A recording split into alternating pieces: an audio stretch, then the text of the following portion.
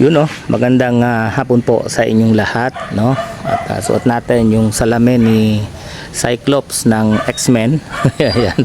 Hindi, kakarating lang ho natin, galing tayo sa biyahe sa pagmumotor, so hindi ko muna tinanggal para makapagpahinga ng konti yung mata ko kasi sobrang mahangin. Medyo nagdadry yung mata natin. So ayun, sa dami ho ng spekulasyon, maraming mga nagtatanong, actually andito yung isa kong cellphone, nasa harap ko lang kasi pag open ko nabagsak, ayan, basag. basag na siya, dami na niyang guhit nabasag pati yung likod ayan, dahil sasabog na siya, pati yung camera pala nadali pala, may basag na sa may camera, ayan dahil halos sumabog na ho siya sa katanungan. Ganito ho, kanina nagsalita na si Sir Jun, tama ba Sir Jun, yung CEO and chairman ng Velvet Box, na kung sino man po ang gusto nilang kunin na kabahagi ng kanilang negosyo o ng Velvet Box family, ay choice po nila yon, and syempre para po yun sa kanilang business, and halos lahat naman po ng negosyante talaga, ang mga kinukuha ho is yung mga kilalang tao, which is hindi ko naman sinasabing kilalang tao si Rachel, kumbaga kilala lang siya dito sa community kung saan ho siya nag-umpisa. And syempre, bago pa naman ho siya nakilala, alam naman ho natin na sa kanyang TikTok meron na ho siyang 1 million followers, which is kumbaga yun ay organic na taga-suporta, na followers talaga, di ba? And nakita ho nung CEO ng Velvet Box na siya ho talagang magaling sa pag-i-endorso ng mga produkto na kanyang ibinabahagi sa kanyang TikTok page, at talaga hong kumikita ho ang inyong langga Rachel dun sa mga produkto na yon. So nakitaan ho siya ng potential at galing sa pag-endorso nga ng produkto, so kinuha ho siya.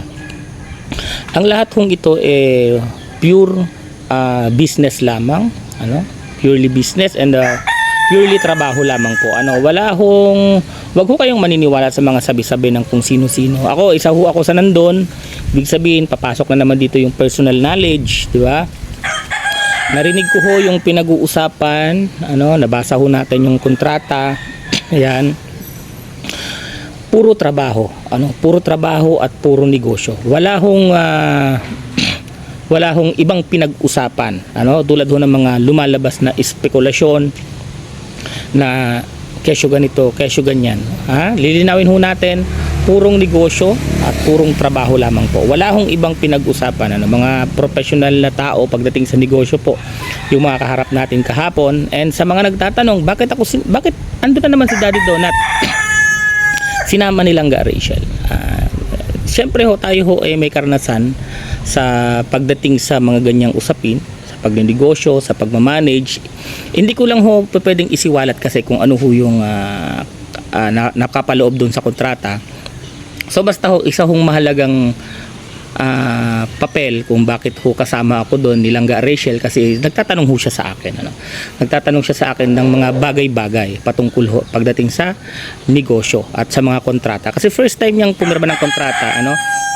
Actually kinakabahan pa siya nung nag-uusap-usap na, pero sabi ko sa kanya, day by day matututunan mo yan, at pagka natutunan mo yan, pagkasanay ka na, kumbaga sa sinasabi ng mga Pilipino, mani na lang yan, sisiw na lang yan, po, ganun ho. So ngayon kung may napapanood mo po kayo na mga nagre-reaction or so whatever, na may mga medyo may pakahulugan yung kanilang pagre-reaction, normal ho yun sa mga reactor, alis ho tayo at medyo maingay itong mga manok talaga dito.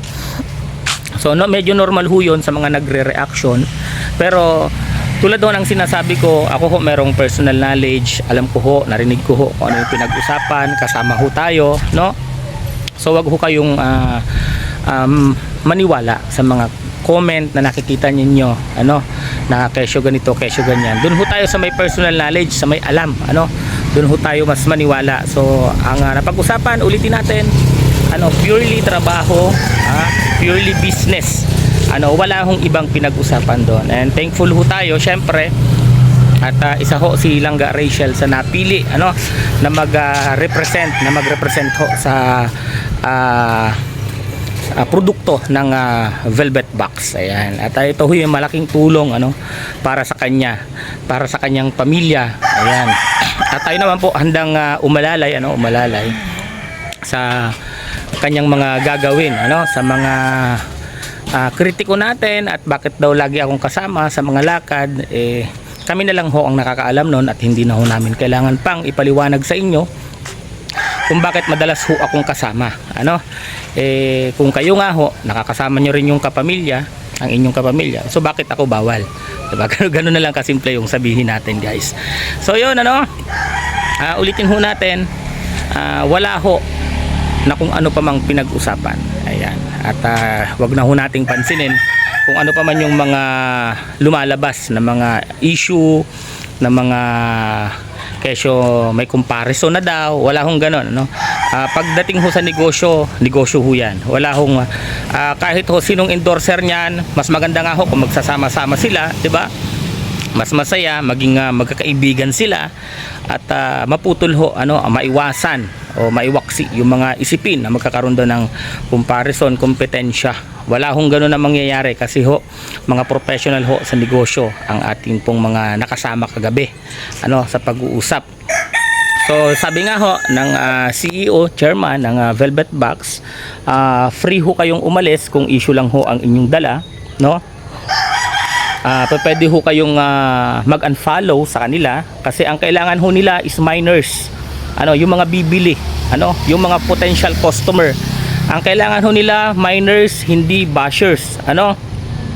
Ang kailangan ho nila customer at hindi ho bashers, ano. Kaya sa mga bashers at walang magawa na until now pa kahit negosyo pinapasok ho, mahiya naman ho kayo, ano, mahiya ho kayo, kasi labas ho yun sa kung anong issue ang ipinaglalaban ho ninyo, ano.